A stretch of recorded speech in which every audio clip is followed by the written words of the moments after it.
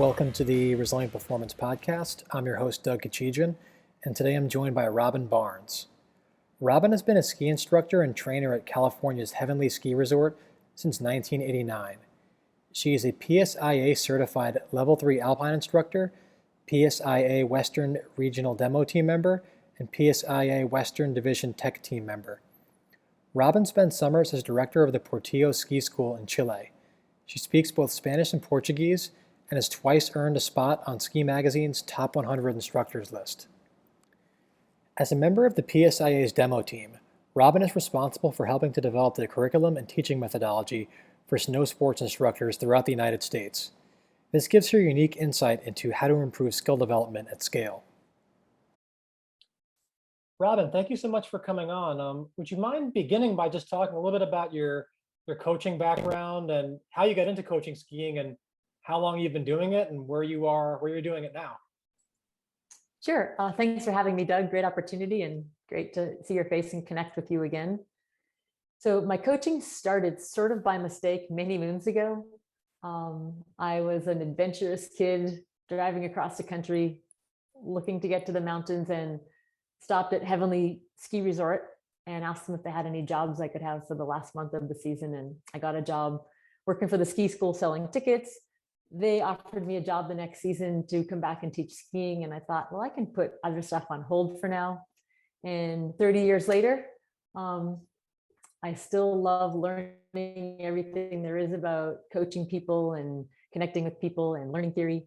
I've been teaching at Heavenly for about that long. I went to the Northeast and was a technical director for a ski school there, Hunter Mountain, for a few years. Right in the middle of that, I run a snow sports school in Chile, in Portillo, Chile, in the summertime, where I get to lead 40 incredibly talented staff from about 15 different countries. And currently I serve on the Professional Ski Instructors of America National Alpine Team, which is a team that travels around the country and represents the US internationally about ski methodology, teaching theory, learning theory, things like that. I've done some work with the US ski team in coaching them. I work with general public. I coach instructors. I'm a coach's educator. I dabbled in personal training for a while, so that's some of my coaching background. I had a fitness business for a few years, so that's also one of my passions for sure. But I'm basically pretty fortunate that I love my job and I get to teach and coach and learn from people every day.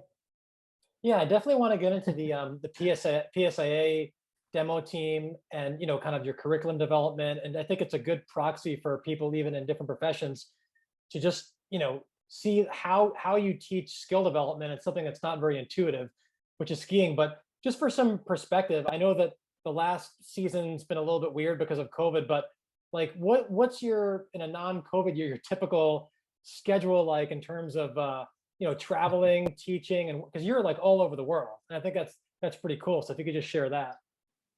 It is pretty cool. And sometimes I pinch myself thinking, I'm a ski educator and I get to go to all these places and hang out with all these super cool people. So non-COVID, probably most weeks I get on an airplane and travel someplace. And that might be Ohio, it might be Vermont, it might be Big Sky, Montana, it might be Pambarovo in Bulgaria. Traveling around coaching people on how to do their sport better. And I would say 90% of that stuff is working with other trainers of instructors and instructors themselves. But yeah, most weeks. And you're training the trainers or the coaches, and that's a lot of what the PSIA does at the demo teams. Can you just talk about like what's the mission and the purpose of that demo team? So it's evolved over time. It used to be all about kind of showing off how great you skied. And that's still a big part of what the team is all about. We go through a rigorous kind of competition or tryout once every 4 years, again, non-COVID. This last time it was a 4-year period or 5-year period between the tryouts. And basically we have to be on our game with all of our skiing skills, whether it's skiing super fast and athletically or skiing very precise for demonstrations. We have to be up on being able to present what we're doing to an international audience. We have to be comfortable with different types of coaching, and like what you do in your role at Resilience, and watch people move and prescribe maybe a different way to move, or start to tap into how they are believing in things so that they can move differently. Um, so we basically come up with methodology for our country. We have a country of 32,000 ski instructors. And once we make this national team through the tryout process, we work on developing curriculum and methodology that then we pass kind of down to the filter to educators, and then coaches, educators, and they filter that through to instructors around the country, so that hopefully if someone comes and takes a ski lesson, there's some consistency with what they take. But it's not just, the old school fancy sunglasses and sweet outfit saying, hey, follow me, and leading you down the hill. But there's more thought process behind that, more education of that coach or instructor leading you through a process. And you're also selected based on your ability to teach as well. Like you mentioned, it's not just people showing off on the mountain. So what particular qualities, characteristics are you looking for? Because I think that this is important, because there's a lot of things that cannot really be studied in a lab in a very controlled setting. And I think that, a lot of times just how we learn is we pass on information, we tinker, trial and error, and we constantly refine that methodology, and we just try to get competent people together who are knowledgeable, self-aware, and transparent. They're just continually evolving. And that's kind of what went on in the military when I was there. And I think that's what you're doing with the demo team. So, what are some of those qualities outside of being a good skier? Because ultimately you're trying to educate other coaches who are educating people who often don't ski very well. So that, there's obviously, you have to be able to walk the walk a little bit. But I think that what separates you and the members of your team from maybe other coaches is your ability to teach as well. So how do you select these future teachers? Yeah, for sure. And that's a great point. And I love the analogy. So we select them as part of this process. We have to write papers, we have to submit videos, we have to write articles on some kind of a ski technique. But also during the selection process, I will have to coach my peers. And so that the people that are selecting will evaluate how it is that I'm coaching and teaching my peers. Within our organization, we basically have 3 pillars that, as a national team, we've identified that make us great educators. And one is our technical skills, our ability to ski well and also understand things like physics, biomechanics, anatomy. And the other one is our teaching skills. So can I create a collaborative learning environment? Can I adapt to somebody's learning preferences, or can I adapt to, maybe my thought was we would go A, B, and C, and they did B differently than I thought. So can I adapt how we're going through that learning environment to accommodate them? And then thirdly, people skills. Can I create an environment where there's two-way communication? Am I self-aware to know what my biases are?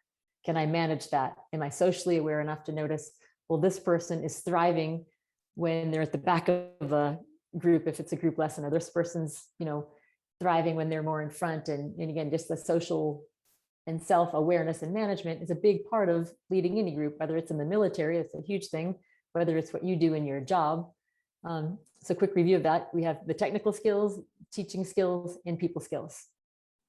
And of those, would you say that like there's one that's more difficult to develop than the other? I feel like, you could probably teach most people how to identify good technique, whether or not they have the people skills and the emotional intelligence to, take what they see and get somebody else to do it and make them feel comfortable. I would imagine that's probably the hard part to do and to select for. So how do you develop that in people, which I know is probably, I'm sure you internally you're having those discussions as well, but at the moment, how are you developing that?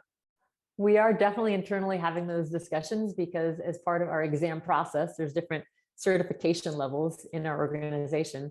And how do we assess for those? How do we train for those? I will tell you, we used to hang our hat on the notion that people either are good people or they're not. And we can teach them how to ski, but we can't teach them people skills. And then we basically kind of called BS on that and said, no, all the people skills are just that, they're skills. They're not innate abilities that you either have or you don't. You may innately have some, but they're developable, right? It's not about somebody's personality, it's about their behaviors. Yes. Um, and I don't know if you've ever heard of her, there's a mental skills coach that I'm sort of infatuated with right now. Her name is Lauren Johnson.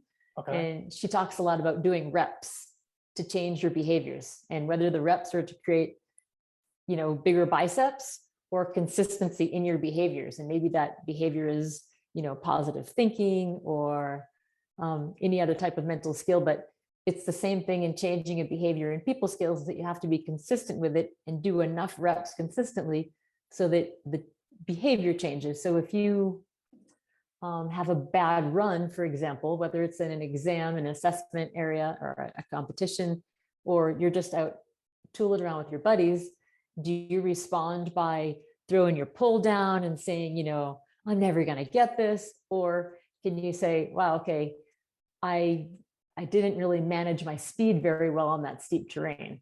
So maybe I can go back up again and shape my turn a little bit so I'm controlling my speed, therefore I'll be more successful. So just having that awareness of how you deal with different situations, or maybe it's a person, we all relate to some people more naturally than others. And if you're with somebody that, is always like big and in your face, sometimes you get aggravated by that. So how can you be aware of how you respond so that you can manage that behavior and make it a success for everybody? Or we all have those people that push our buttons or make us feel really good. And the more we can be cognizant of how we respond, then we can change that so that we're not getting either fired up or down on ourselves, or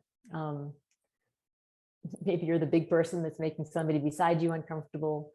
And those are all learnable, developable skills. And I can tell you, I have been one of those people typically that somebody said, oh, you're so good naturally at connecting people and your people skills are really good. I'll tell you that since as an organization, we've been working on our people skills. We have fundamentals for them that are like our non-negotiables that we strive for. I can tell you, I feel way more confident in the things that I was just talking about.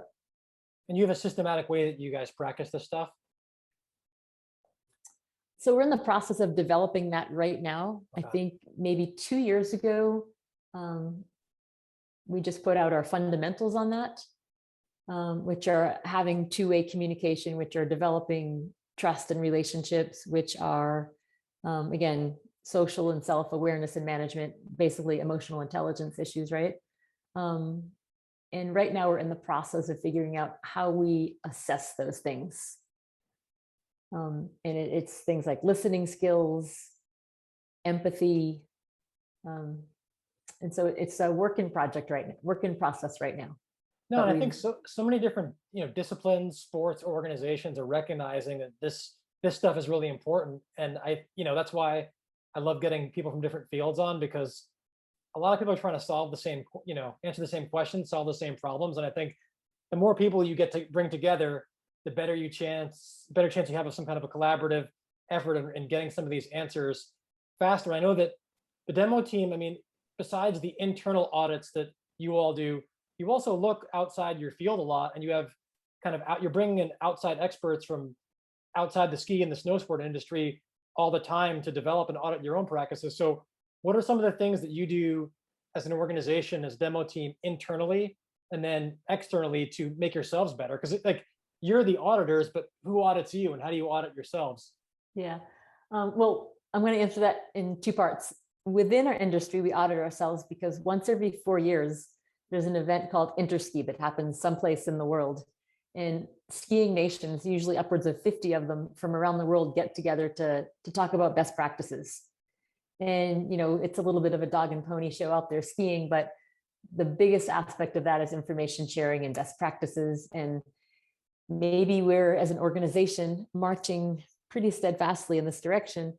And then all of a sudden we recognize our international peers aren't. Well, that's a good checks and balances for us. Frankly, it usually more happens that they jump on and they start marching in that direction with the United States, because we've historically been pretty solid with respect to our teaching methodologies. So that Interski acts as a huge checks and balances for us and makes sure that we're on the right page, moving in the right direction. If we have questions about how might you do it. It's a great place just to be a melting pot of the top people from again, so many different skiing nations. Outside of the industry, yeah, we will bring in to train the team specifically sports psychologists. We just had, I'm not sure you're familiar with the whole motor skill learning between external and internal cueing. Yeah. Rebecca Wolf and Gabby Leithwaite, they have both come on a couple of different times with us and coached us on their beliefs about optimal learning, which has to do with external and internal cueing. We've had ski team coaches come in, which yes, it's still the ski industry, but it's in a go fast world versus the super versatile world. Right.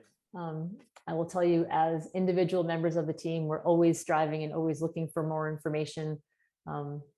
I probably picked your brain a lot about movement stuff and biomechanical stuff when we were skiing together last year.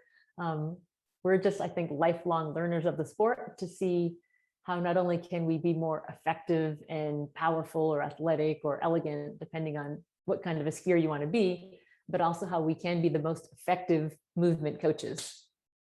Yeah, and that's funny because I mean, obviously, I've got a look behind the curtain, but I think that maybe the average person that goes to a resort and takes a ski lesson, they don't know how much thought actually goes into how they're being taught. I mean, maybe it's a beginner that's being taught by like a PSAA level 1, which is your lowest level, but like even that curriculum, a lot of thought has been trickled down from people like you to that interaction between the novice skier and the level 1 instructor. And even though it's a fun activity and it might seem like you're doing simple things, like many things, things that look simple, a lot of times there's a lot more to it than that. But it's cool. I mean, it seems like you're all very transparent and you're not afraid to like show your work and make yourselves vulnerable, even to your international peers, because the more transparent you are, you open yourself up to criticism. But it seems like you all as an organization are beyond that. You see it as an opportunity for growth more than anything.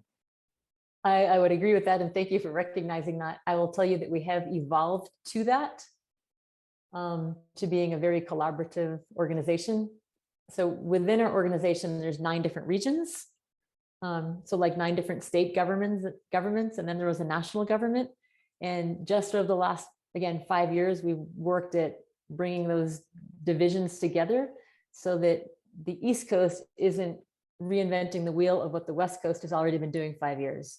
Right. And the Rocky Mountain division isn't, creating some program that the central part of our country has been doing forever. And so we're really standardizing what we're doing across the country, and the collaboration and the buy-in because of that collaboration has been off the charts.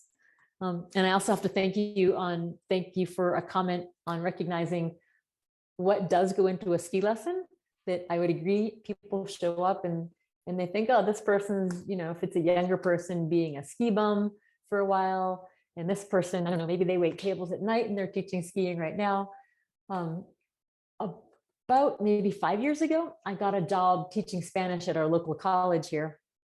And we had a faculty meeting and I was sort of intimidated because they were a bunch of people that have been teaching a long time. And through the conversation, I had occasion to bring up some of the things that we pay attention to in PSIA, which is motor skills and, collaborative learning and experiential learning, and just how much goes into how to create a learning environment.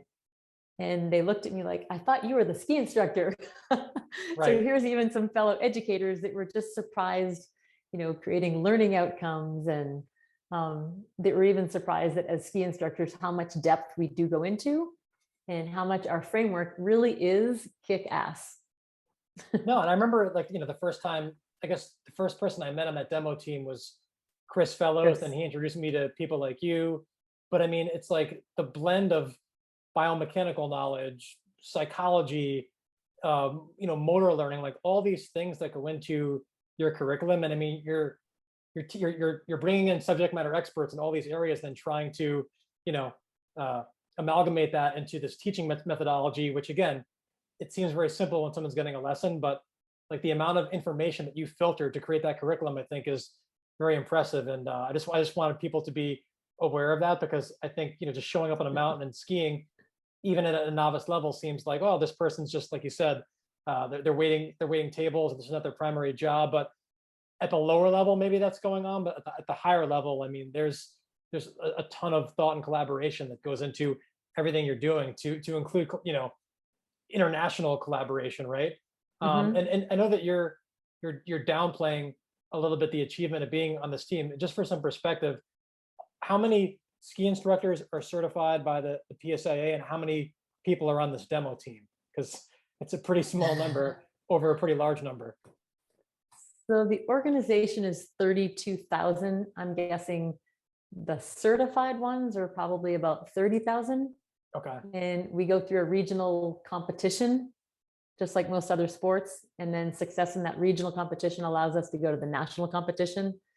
And I think there were probably about 70 people that had gone through their regional competition. So probably, I don't know, maybe 500 in the country. And we ended up getting 70 at the national competition. And there were 16 of us chosen. So 16 out of 30,000, basically. Yeah. Yeah. And then what's the turnover? Like, how often are the tryouts? So the tryout happens once every 4 years.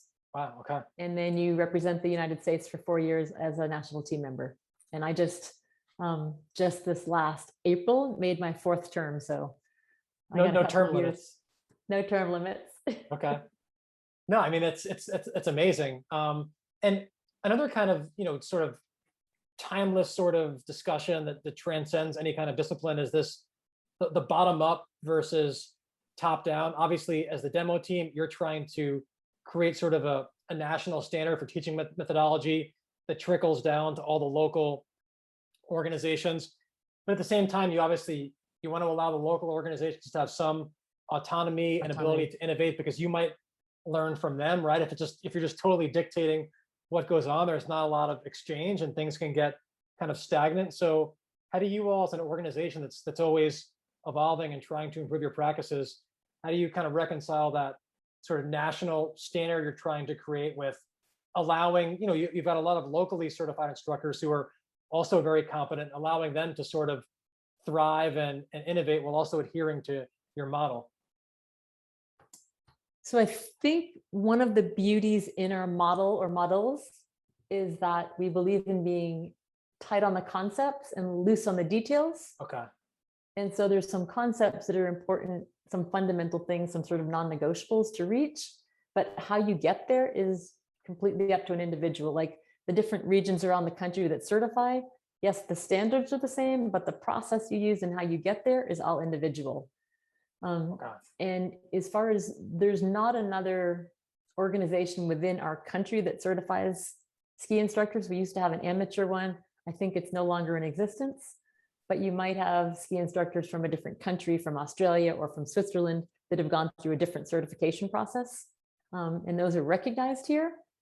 But in order to get the Professional Ski Instructors of America, or the snowboard equivalent, the American Association of Snowboard Instructors, you have to be able to have the deliverables that we've said are important. Again, how you get there has a lot of autonomy, has a lot of creativity.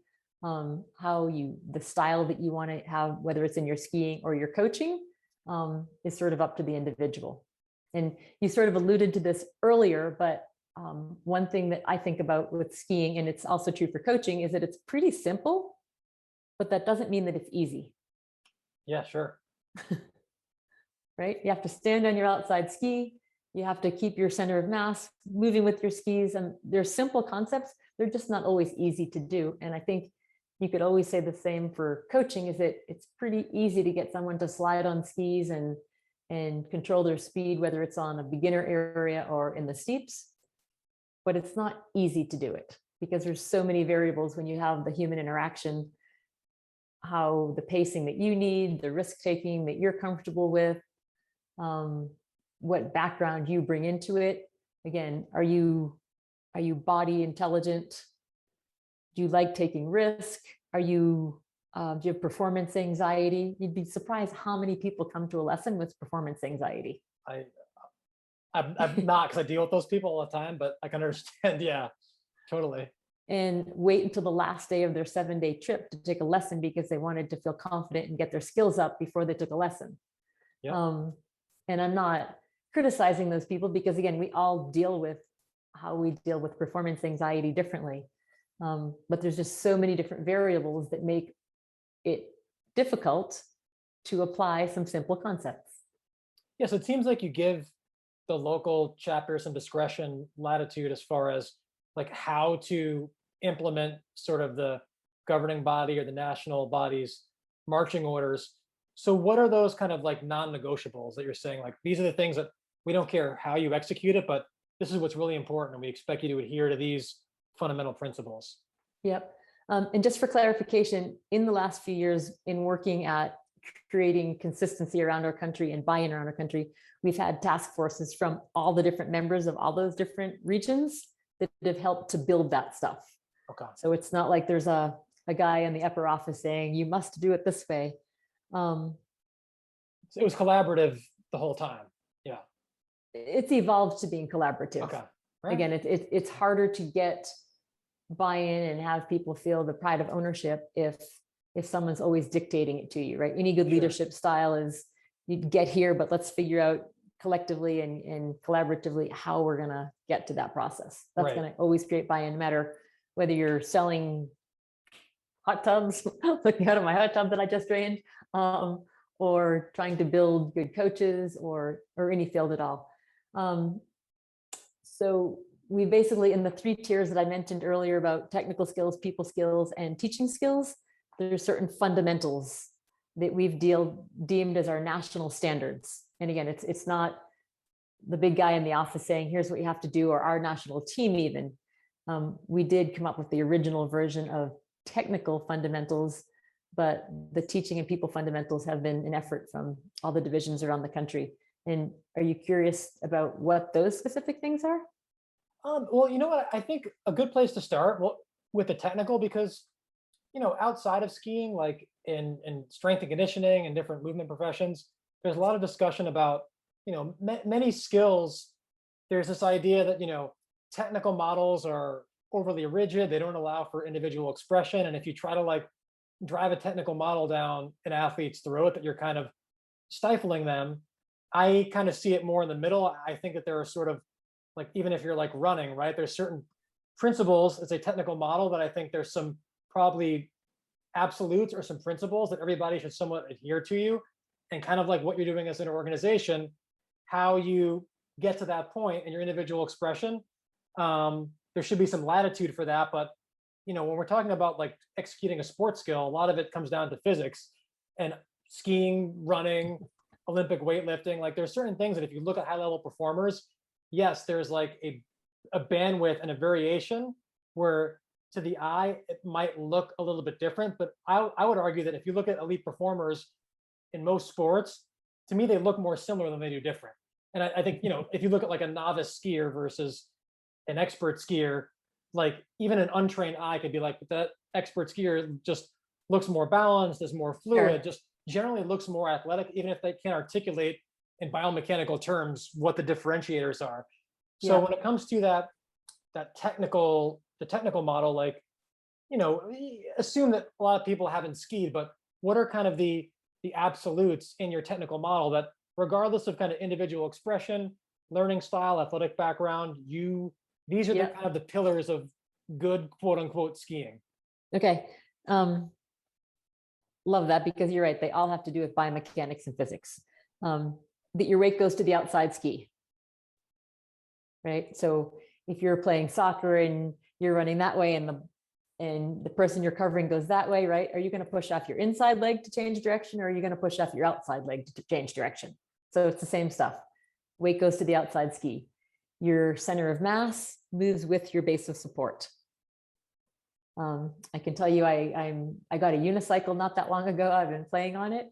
And what finally made me more successful was when I just recognized I have to keep my center moving with the unicycle. If I hesitate for a second, then the wheel goes out in front of me. So again, it's good physics stuff. So outside ski, center of mass moves with the base of support.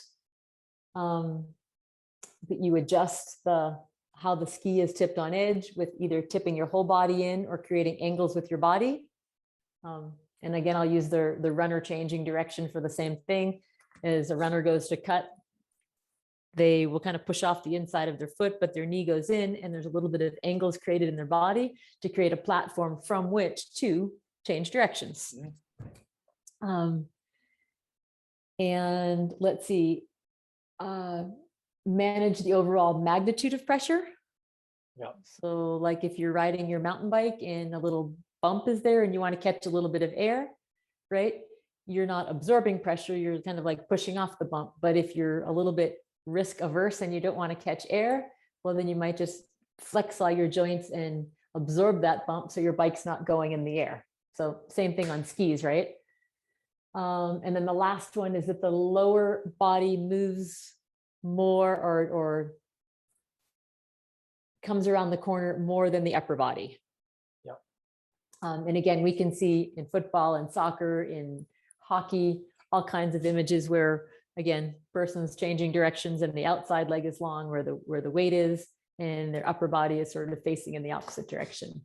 So kind of like trunk hip separation, basically. Exactly.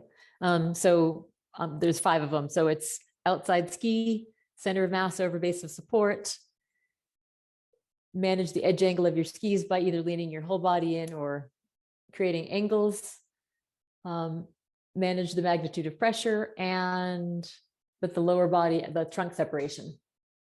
And this might seem like an obvious question, but again, sometimes like in these coaching discussions, people bring up these things, they'll use terms like self-organization, like, oh, athletes just figure it out. We don't need to like coach them or cue them. And I'm kind of like, well, why are you a coach if you believe that? Because, like we're coaches for a reason. But so, all right, like this technical model, these things, like, why do they matter? So like, what if people don't do it? Who cares? Like what's the consequence of not doing those things in skiing? The so what? Right. Yeah. The so what? Great question. So functionally, you won't be able to control your speed.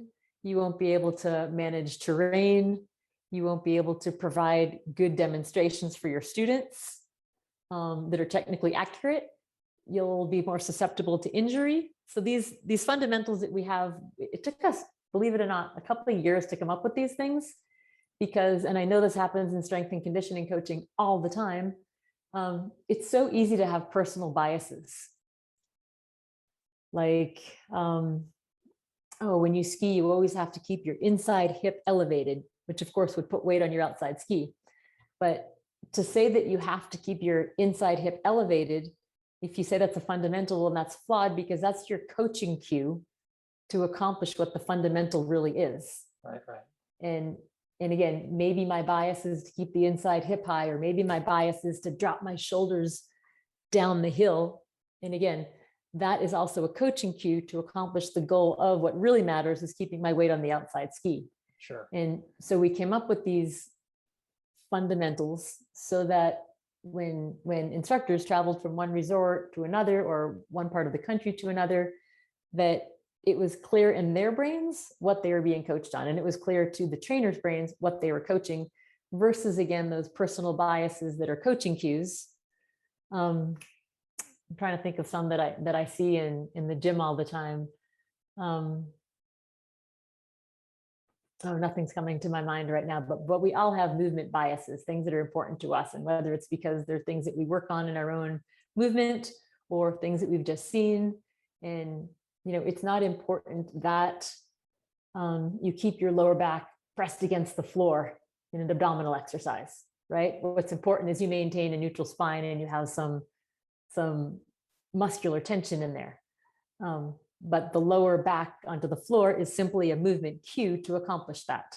And I think an example actually of what you're saying, what comes to my mind is like when people say, stick your chest out when you do a squat or a deadlift. I think that the chest out cue is, most people want to have a midline spinal position.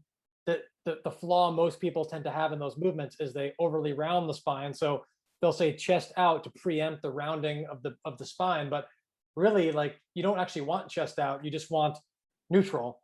So if you're actually squatting with a huge arch, that's probably not ideal. I know that even in the physical therapy world, like that's controversial now because there's no such thing really as a neutral spine.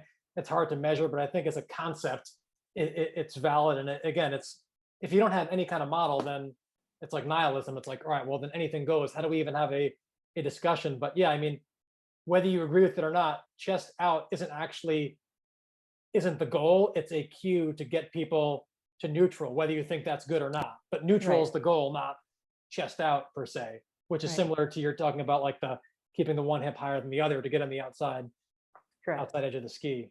And if you have an athlete, it's important that that athlete recognizes what the goal is, which is the neutral spine. And maybe somebody coaches them on chest up, someone else coaches them on looking up, someone else coaches them Yeah. on what they want them to do in their hips.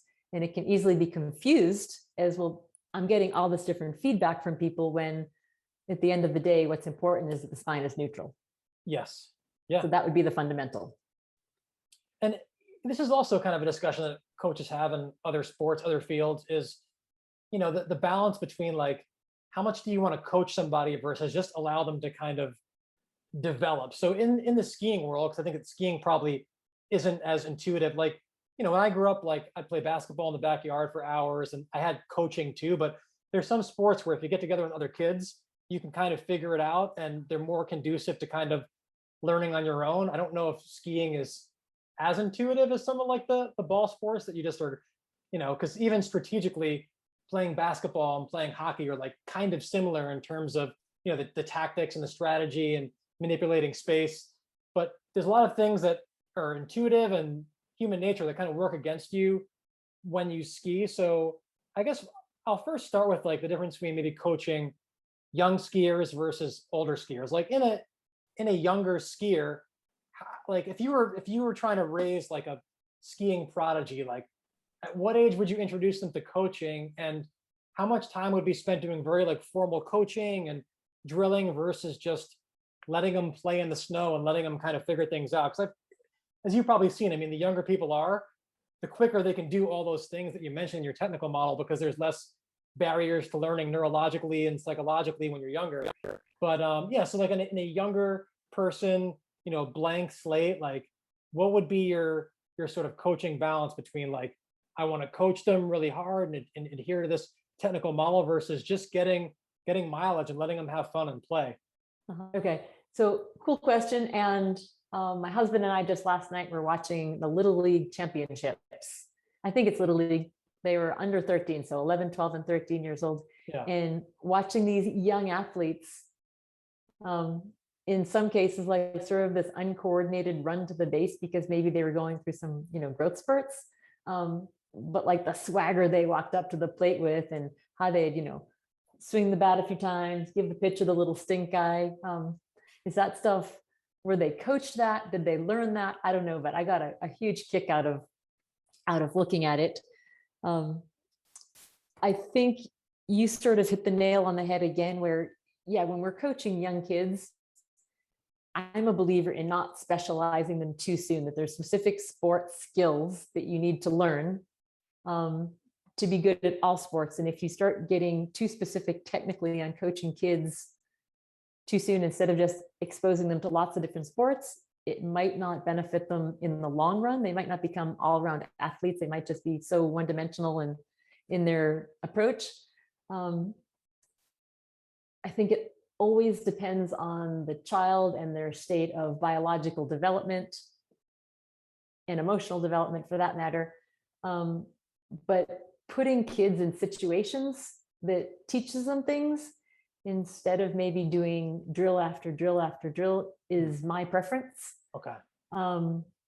You can be on a flat hill and you can make kids do traverse after traverse after traverse, and they're going to get bored out of their mind.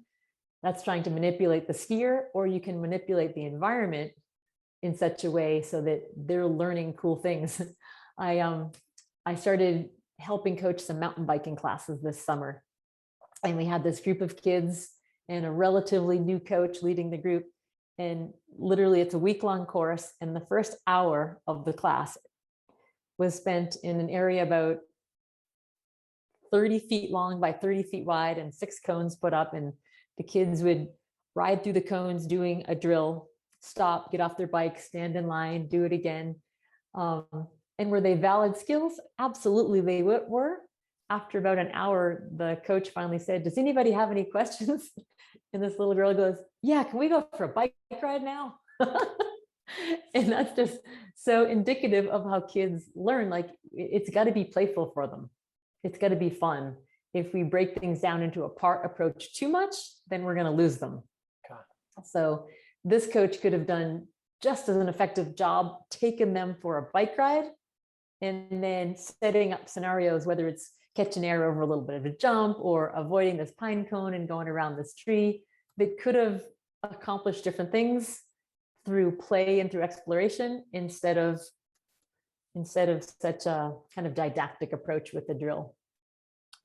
Yeah, and that's interesting. And also, what about like, we're getting really specific, not talking about like racers, but you talk about like specialization, and there's specialization, across sports and specialization within a sport, right? So you can have a skier who only skis and doesn't play other sports. You can have a skier who is so hyper focused on racing, they don't do any, say, like free skiing. Like, is there a place for the racer that's, skiing on a groomed course and it's very, very like technical, and you're going around gates and stuff like that? Like, are the elite racers, like, do they do any free skiing? Does that help them when they're skiing in more like under more rigid constraints? Do you think there's a place for that? Or do you think that, like, if you want to be a racer, just focus on racing and the fun free skiing and just kind of screwing off on the powder? Like, does that have a place in the really technical skiing? Yeah, I think that skiing in including ski racing is never in a closed environment, Okay. right? There's always a bunch of different variables and things are Sure. always changing. Um, and the most successful ski racers are the ones who also are successful skiers. Yes, all mountain skiers. Okay. There's a video that Axel Lund Svindal, who's one of the most winning downhill skiers from Norway, he retired maybe 2 or 3 seasons ago. It's worth looking for on YouTube because it's a cool video, and he's just a hugely successful speed skier, meaning that he skis at 80 miles an hour on a regular basis going through a downhill course. And this video is of him on a big mountain, super steep, no lift access. They got there via helicopter, big snow, and just how he needed to adapt his skills to be able to ski that. But he had that in his wheelhouse to be able to adapt his skills. That in a race course, it might mean tipping your ski and having the cleanest line possible to look for speed. All of a sudden, if your heel goes from here to here, the last thing you want to do is try to go faster, right? So there's some tactics and to let your skis bleed off speed. So I think that the most successful kids race programs don't spend the whole time in gates, Okay. but are also out free skiing, learning the mountain, learning skills. Again, it's not a lot of people that grow up skiing in small mountains in maybe the central part of our country, where there's not much length and there's not much steepness, learn how to tip their ski and again, accelerate through a turn. And then they come to a vacation in, at Heavenly in Lake Tahoe, where it's steeper. And all of a sudden, those skills about tipping your ski and only looking for speed don't apply any longer. So the more versatile skill set that person has, the more they're going to enjoy it and the more successful as a racer they're going to be. Yeah, and I didn't mean to suggest that racers can't ski off of a race course, because I know the best racers are nasty in any kind of terrain. It was more, and you kind of answered it, like, is there a deliberate effort to do things outside of the gates to make yourself better in the gates? And it seems like, I'm sure like at various points in the competition season that changes, but it seems like, yes, it's not like these elite ski racers are only skiing, in the gates. Like they're trying to your point, like even a course with predetermined gates is not totally predictable. It's dynamic. And so if you extrapolate that, if you're skiing in different types of snow, it allows you to be a little bit more versatile, even on that race course. Is that kind of the idea? Yeah, 100%. And it might be more predictable as you inspect it before you race it. And then you put 50 skiers on it and it gets warm and the snow gets soft and the conditions have changed a lot. So, and if you're training and you're taking several runs over the course of a couple of hours, I just came from Mount Hood in Oregon, and early morning, the surface is fairly hard. By 8:30 or 9, the surface is already soft and it's changed a bunch. Yeah. And so the skills you need to even ski that same course with a different surface are quite different, really. Sure. And so we talked about kids. I mean, what's the difference when you're working with adults? I think adults want to have fun too, and they have limited attention spans. But does your fundamentally your approach change in terms of like doing the part versus the whole training and making it more didactic, or how do you alter your teaching methodology when you're working with adults who whether they're novices or not versus youth athletes? Yeah. I mean, it always comes down to who I'm teaching and what their goals are and how they like the environment. Yeah, I am certainly biased towards playing and exploring to learn things. I'm also biased towards having some reflection time in there so that it's not just, you get better if we've skied, well, 8 powder runs and all of a sudden you get better. It's important to, then go back and revisit, well, what did you do that was different, that was more successful on this run right. versus that run? I think you can still have those conversations with younger athletes, but I think that's mission critical to older athletes so that they recognize that there's a change in performance. Sort of one of my values is that it doesn't matter to me and hopefully not to whoever I'm coaching what I'm teaching. What matters is what they're learning. Yes. And in all sport, there's a lot of people that teach without having a change in performance or a change in awareness. Yeah. Um, All right. So then it seems like your preference is to like make things as close to skiing as possible.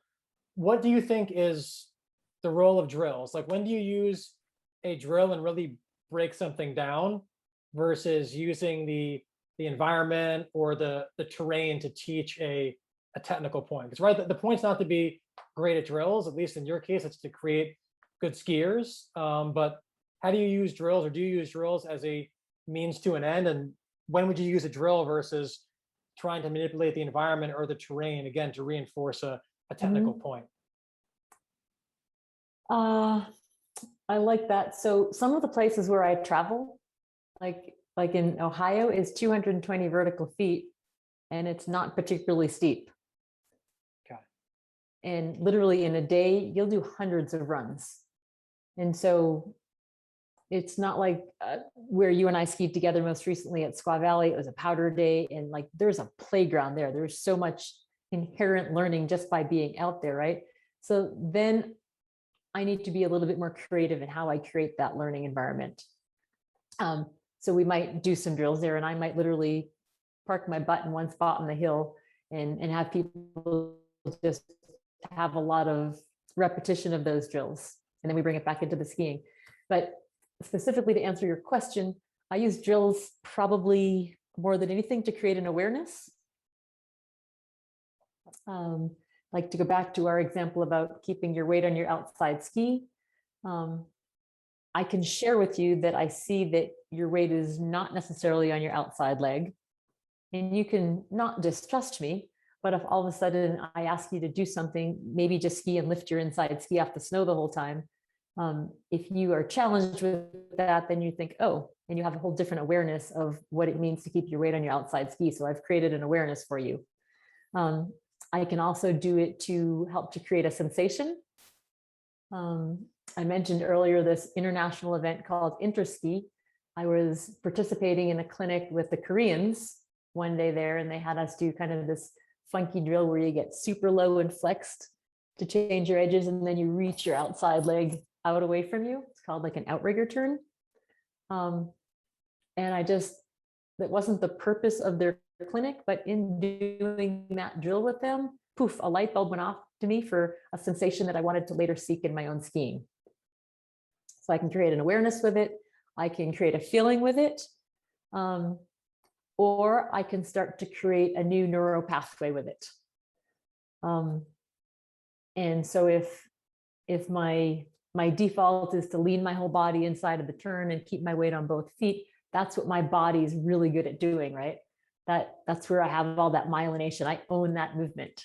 And so if I want to start to create a new movement pattern, and I ask you to do, again, you're in Ohio and there's 220 vertical feet, and I want you to ski 25 runs of only having one ski on the snow at a time, right? Then you're going to start to create new movement patterns that later on, hopefully, will transfer to your whole mountain skiing. That So I makes think those sense. three And so you, things. I mean, you use the word awareness a bunch of times. So when you employ a drill, you're not just arbitrarily prescribing it. It seems like you're taking the time to describe the relevance of that drill to the whole task, i.e., create that awareness, right? So you're not just prescribing a drill and saying, do the drill. Like there's a deliberate process where you're having the person reflect on why that drill actually matters relative to the thing they care about. Would that be accurate?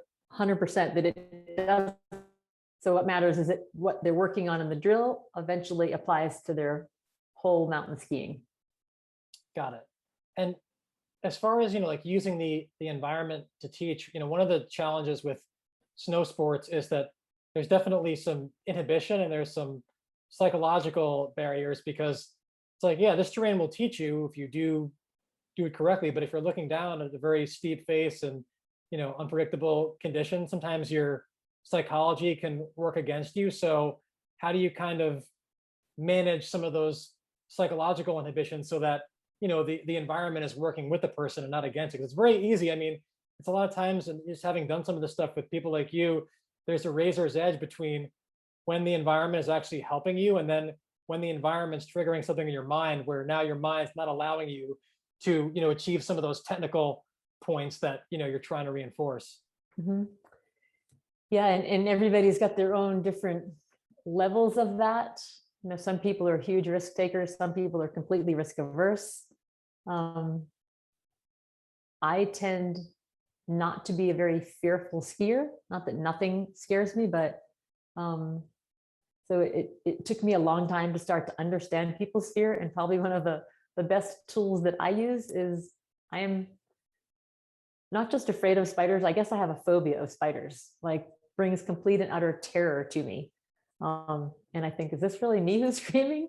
And so whenever I see somebody who gets uncomfortable out on the hill, I just sort of channel that, okay, it might not be rational to be afraid of spiders, but it's real right now. It's a real fear for me. And so just recognizing that in the people that I'm coaching, that yes, this is a real concern for you right now, whether it's you think you're going to fall all the way down this 500 vertical foot chute, or you're going to look silly in front of your significant other, or they're super real concerns. And I think the first step in working with that is, again, just recognizing it. I see that this is a fear for you. I see that this is a concern for you. And even sometimes just that makes people feel like it's okay.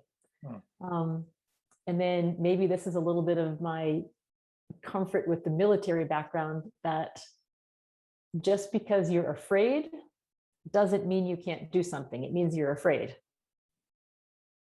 And I think it's important to separate those two. Just because something's hard doesn't mean you shouldn't do it. It just means that it's hard. And then once you recognize that, yes, it's a real fear, acknowledge the fear, but you can still do it even though you're afraid. And then just start to break things down to what has worked for you in the past. Do you need to breathe more? Do you need to stay focused on one technical aspect of your skiing?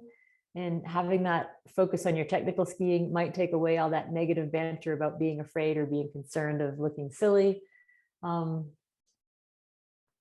But the whole, don't be afraid, you can do this, to me is the absolute worst approach to trying to make someone feel successful and get them beyond that ledge that they're on. Yeah, and I'm guessing that, I mean, you would never take somebody somewhere where you didn't think that they could at least ski safely. Like you're not going to take someone to a place where you feel like they're going to be a danger to themselves. Do you think that there's a time and a place though where like you might deliberately take somebody to a piece of terrain where in your mind they're not going to ski it that technically well, but that they're going to be safe? Like, is there a place to take somebody somewhere where it's like their skiing might fall apart technically, but they'll get down it? Like, is there a benefit to that? Like, to sometimes purposely deviating from that technical model, does that sometimes open up new windows of learning? Yes, I would say so. In my own personal comfort zone with taking people to high risk terrain is probably to do more with their decision making than their skills. Like you can take a highly skilled person that isn't a good decision maker, and it's scary to take them into high risk terrain. And you can take someone whose maybe skills aren't as good, and then their decision-making skills are really good. And so the comfort level in bringing them to high-risk terrain is better. It's easier for me. That being said, making a beautiful turn might not be somebody's thing. Right. Maybe they like being on the edge the whole time. Yeah. And I relate to that. That's how I learned how to ski. I learned how to ski originally just following people that were way better than me. And I'm sure I looked like the tin cans at the back of the Newlyweds bumper following, but I learned a lot in that process. And so that's a job of a good coach, right? To be able to listen to what a student really wants to do. And if you can take them on terrain that 99% of the population wouldn't enjoy skiing at their skill level, but they're keeping themselves and others safe and it's fun for them, that's my job to discern that. And I actually love coaching people like that because it challenges me to think very differently. That's interesting. So you have people that they'll want to do a lesson, but they're not as interested in the technical aspect. They're more interested in maybe having you show them terrain or just have them ski something new versus skiing it quote unquote well. Yeah. Okay. And sometimes people just like part of what they like about skiing is getting beaten up a little bit. Right. And there's nothing wrong with that. I mean, we could all probably dosify a little bit more of that in our lives, right? Yeah, and like when I say high risk terrain, like I mean it's relative. Like you're not going to take someone to like somewhere where you think is going to be an avalanche in 5 minutes. It's more, like for that could be going down a groomed black run for someone who's normally comfortable skiing blues. But you think there is a place. It's kind of like where you're almost introducing deliberate sort of failure, but maybe in small doses, so that because I think it reminds me a lot of martial arts and fighting, where like you've got people who look great hitting a bag, doing drills, like their technique is good, but then when someone's trying to hit them, they don't look as good, and like you're not going to get good at fighting if you never spar with someone. But when you spar, like sometimes the technique goes out the window. But I think that having done a little bit of that, not at like a high level, it's like you kind of need both. But if all you did was spar, you'd reach a plateau, and if all you did was hit bags and mitts, you'd hit a plateau as well. And I think that's the cool part of coaching is like the good coaches know when to do what and in what dosages and proportions. Yeah. And when you take that person into terrain where, again, they don't, to use your words, look that good. Yeah. They're learning so much other cool things. They're learning tactics about how to control speed in that terrain. They're learning about what, maybe it's an ungroomed run and they're learning what the snow surface is like. There's so much to learn about skiing other than just those like 5 technical skills that I mentioned earlier, those 5 technical fundamentals. And I think that we could all probably dose a little bit more of that into our sports, because if you're a student of the sport, you probably look towards, being in control. What's your best, how are you skiing efficiently but powerfully? And sometimes just rolling your sleeves up and jumping in there.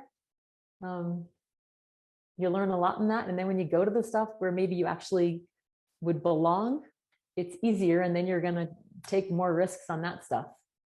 I think risk management is a really huge part of playing any sport, right? But especially skiing. If you're scared on a track because you're not going to go well, if you stop, you're only going to stop, right? Whereas if you're scared on a ski run with more gravitational pull, there could be some consequences there. But managing that risk and challenging yourself around that risk is probably why we sit in the lodge or in a car at the end of the day and like have this big grin across our faces because we accomplished that.